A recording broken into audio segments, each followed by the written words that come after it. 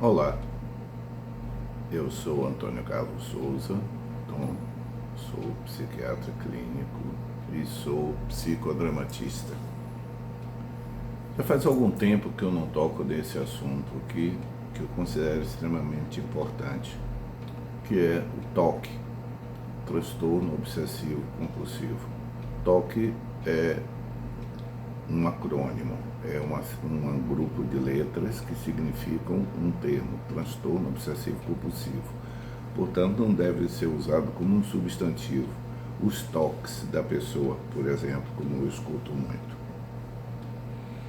Transtorno obsessivo compulsivo, em minha época de estudante de formação,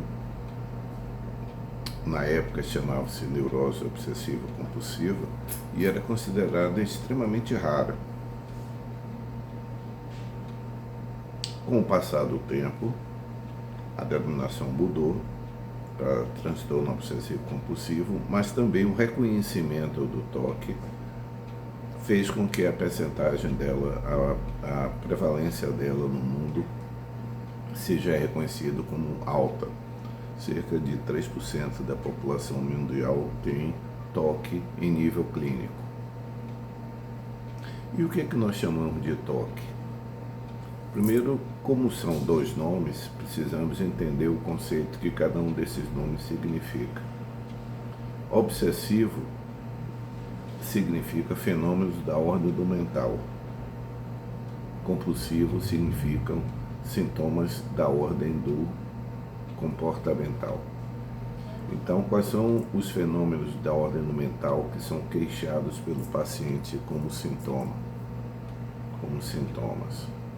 São pensamentos, imagens, operações mentais que a pessoa se sente literalmente obrigado a fazer, mas absolutamente não concorda com esses sintomas. Ou seja, existe uma desarmonia completa, existe o paciente que tem ideias obsessivas de qualquer natureza, sejam pensamentos, sejam imagens, sejam operações mentais, ele tem um enorme sofrimento, porque todo o conteúdo ou é ridículo para ele, ou é absolutamente inútil, ou é ofensivo e agressivo para ele próprio. Portanto, não se trata de permanência de um pensamento. Por exemplo, uma pessoa apaixonada pode manter-se constantemente pensando numa pessoa, mas ela é solidária com esse pensamento. Ela é egocintônica, ou seja, ela é harmônica com aquilo que ela está pensando. Por outro lado, uma pessoa preocupada com uma dívida que se torna impagável, esse pensamento não sai da cabeça, mas ela compreende que está relacionada com aquilo. Não é que ela goste, mas ela não acha estranho estar pensando naquilo.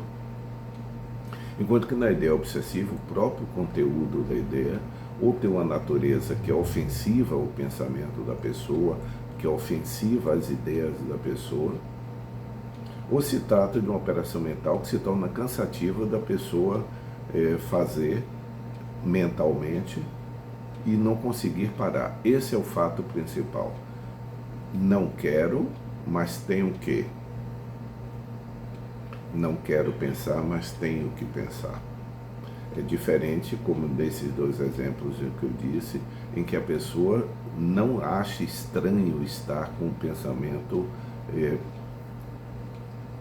ligado àquela ideia, tanto na preocupação quanto no apaixonamento.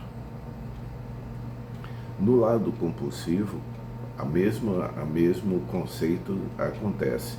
São atos que a pessoa não quer fazer, mas se sente obrigado a fazer.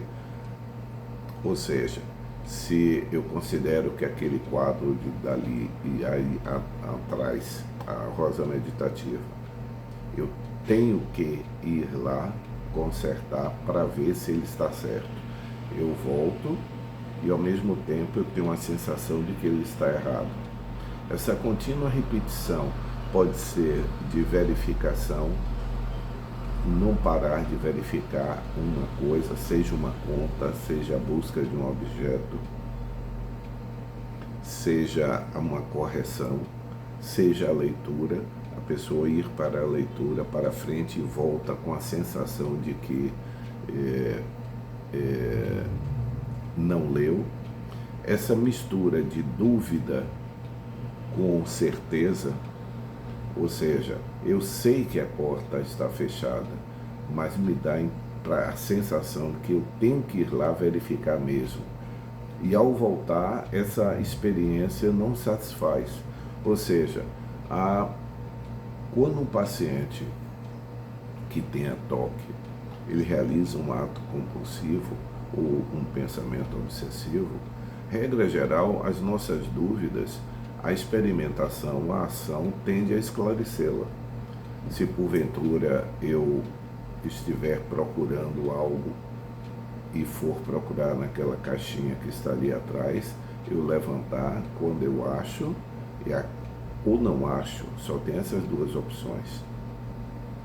Para o paciente de toque, a verificação não satisfaz a dúvida que ele tem.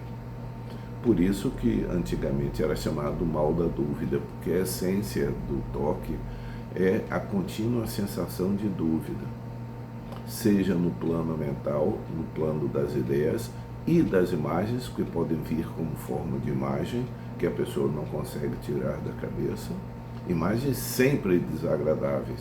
Não existem imagens obsessivas agradáveis. As imagens obsessivas, os pensamentos obsessivos são sempre egodistônicos, ou seja, eles são sempre desarmônicos com a pessoa, por definição. Por isso que essa combinação em que o paciente pode apresentar ou um ou outro ou os dois, e ao longo da vida isso pode se alternar, provoca níveis de angústia que são insuperáveis na psiquiatria. Um paciente com transtorno obsessivo compulsivo grave, ele tem um grau de sofrimento pessoal que é inimaginável para quem não tem. Seja passar inúmeras vezes, centenas de vezes, lavando a mão até a mão descamar, ou o sabonete acabar, ou a água do banho acabar, passar 5, 6 horas num banho tomando, lastimando e chorando por estar ali, mas sem conseguir sair, porque tem a sensação de que ainda está sujo, não consegue se lavar. Uma pessoa que passa infinitas vezes verificando uma conta e não consegue sair do lugar. Uma pessoa que não consegue passar da primeira página porque está sempre voltando com a dúvida que haja pulado uma página.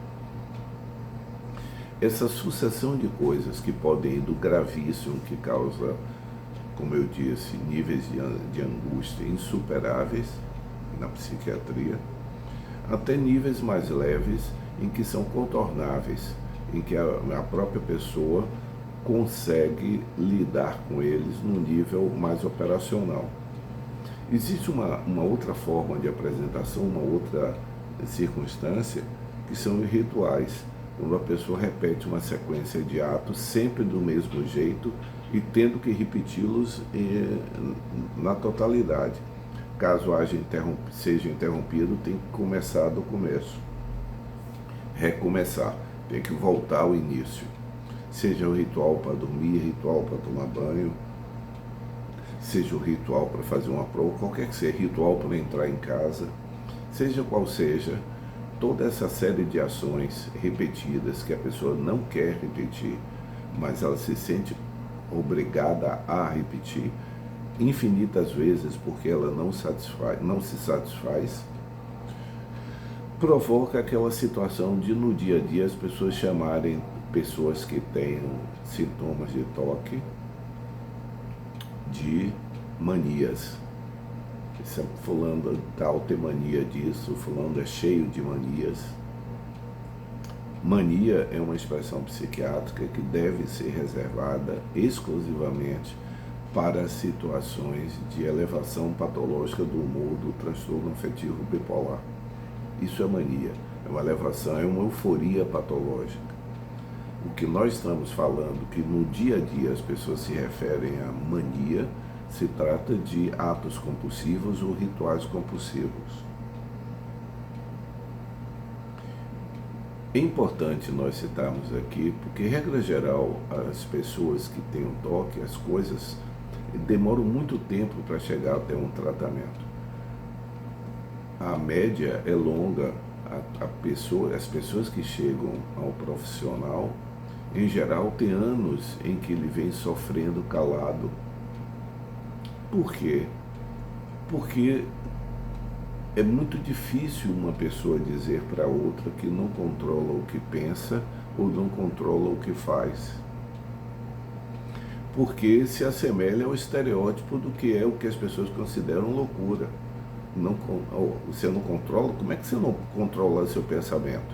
Não são todos os pensamentos. Isso é importante novamente frisar. O paciente que tem toque, não é todo o comportamento dele, nem todo o pensamento dele que é ocupado.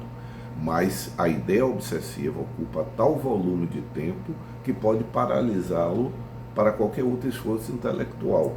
Fica concentrado nisso. Do mesmo jeito, a série de atos compulsivos ou rituais compulsivos pode ser tão intensa que paralisa qualquer execução de qualquer coisa. Mas uma pessoa que tenha toque, não é o universo do mental dele que é todo ocupado pela ideia obsessiva, nem todo o universo comportamental. Mas, na medida em que a gravidade aumenta, a quantidade de tempo que a pessoa despende para lidar com a ideia obsessiva ou lidar com o ato compulsivo vai ocupando cada vez maior um volume de tempo e fazendo com que a vida da pessoa fique cada vez mais improdutiva. Mas a pessoa que tem toque, vou falar em termos bastante populares, não é doida. A pessoa que tem toque tem um grau de sofrimento mental enorme e geralmente ela própria, ela demora tanto para se queixar disso a um profissional, porque ela guarda dentro de si o mesmo preconceito que todas as pessoas guardam, que quem não controla o que pensa e o que faz não deve ter certo. Não, quem tem toque é uma situação psiquiátrica distinta daquilo que nós chamamos de quadros psicóticos, que seria o que popularmente as pessoas chamam de loucura. Mas toque, mesmo não sendo um quadro psicótico, é de natureza tanto de sofrimento quanto de interferir na produtividade e na vida da pessoa, que precisa ser. E o tratamento do toque, em níveis de gravidades menores, apenas o trabalho psicoterápico pode ser funcional e ajudar. Em níveis de média gravidade e de maior gravidade, precisa da cooperação medicamentosa para que essa junção de coisas permita que ao longo da vida, já que toque tende a ser algo duradouro no tratamento, não se trata de uma situação psiquiátrica da qual nós possamos esperar que a pessoa possa prometer, que a pessoa possa ficar livre disso. A pessoa pode passar por períodos em que se sente melhor, mas em geral todos os períodos em que aumente a angústia e a ansiedade, situações de mudança, situações de introdução no ambiente novo, situações de introdução de mudanças qualquer, ou qualquer coisa que gere angústia, tende a agravar o sintoma que pode estar dormente ali. E, portanto, em geral, o toque é um tratamento para toda a vida, com períodos em que a pessoa tende a regularizar e pode acontecer períodos em que ela agrave. Espero que quando vocês verem uma pessoa com rituais compulsivos ou se referindo a dúvidas obsessivas, ela encaminha essas pessoas para um profissional da área psicólogo ou psiquiatra. Ela precisa de ajuda. Tchau.